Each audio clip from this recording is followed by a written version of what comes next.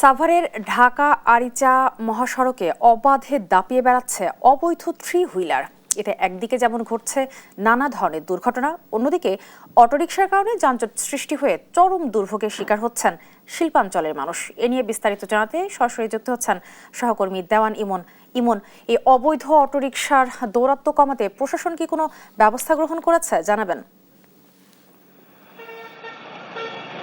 দীপা, আপনাকে ধন্যবাদ। আমি এই মুহূর্তে রয়েছি ঢাকার মহাসড়কের যে পাকেজা পয়েন্টটা রয়েছে এই পয়েন্টে, এবং এখানে আমরা দেখতে পাচ্ছি যে মহাসড়কে কিন্তু অবাধে দাপিয়ে বেড়াচ্ছে থ্রি হুইলার যেটি, এবং এই যে মহাসড়ক দিয়ে যে অবাধে যে থ্রি হুইলার দাপিয়ে বেড়াচ্ছে, এর ফলে কিন্তু প্রতিনিয়ত এই মহাসড়কটিতে কিন্তু দুর্ঘটনা ঘটছে প্রাণহানিও। এবং এটির বিরুদ্ধে আমরা দেখেছি যে প্রশাসন তাদের যে তৎপরতাটা সেটি অব্যাহত রেখেছে, তবে তুলনামূলক যে পরিমাণে এই সড়কে এই থ্রি হুইলারের বিচরণ, সেই তুলনায় কিন্তু যে অভিযানগুলো প্রশাসনের পক্ষ থেকে করা হচ্ছে সেটি কিন্তু একেবারেই নগণ্য, যে কারণে এদের যে দাপট, এদের যে পরিমাণ পরিধি, সেটি কিন্তু কোনোভাবেই নিয়ন্ত্রণ করা সম্ভব হচ্ছে না। আমরা কথা বলেছিলাম হাইওয়ে পুলিশের সাথে। হাইওয়ে পুলিশ যেটি বলছে যে এই গাবতলী থেকে নবীনগর ওইদিকে ধামরাই পর্যন্ত কিন্তু এই সাভারের হাইওয়ে পুলিশের তারা কিন্তু এই পুরো সড়কটি কিন্তু দেখভাল করেন, তবে